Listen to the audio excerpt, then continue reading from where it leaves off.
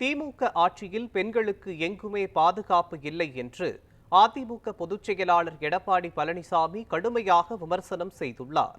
கிருஷ்ணகிரி மாவட்டத்தில் 13 வயது சிறுமி அரசு பள்ளியில் பணிபுரியும் ஆசிரியர்கள் மூவரால் பாலியல் வன்கொடுமைக்கு ஆளாக்கப்பட்ட சம்பவத்திற்கு கடும் கண்டனம் தெரிவித்து அவர் ட்விட்டரில் தனது கண்டனத்தை பதிவு செய்துள்ளார்.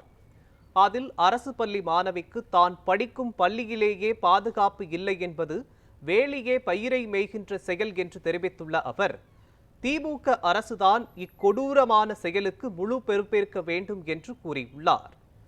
பெண்களுக்கு எங்குமே பாதுகாப்பு இல்லை என்ற நிலைக்கு தமிழ்நாட்டுக்கு தள்ளியதற்கு திமுக அரசு வெட்கி தலைகுனிய வேண்டும் என்று சாடியுள்ள எடப்பாடி பழனிசாமி, பெண்களுக்கு எதிராக நடக்கும் அநீதிகளுக்கு பொறுப்பேற்று முதலமைச்சர் மு.க.ஸ்டாலின் மக்களிடம் மன்னிப்பு கேட்க வேண்டும் என்றும் தெரிவித்துள்ளார்.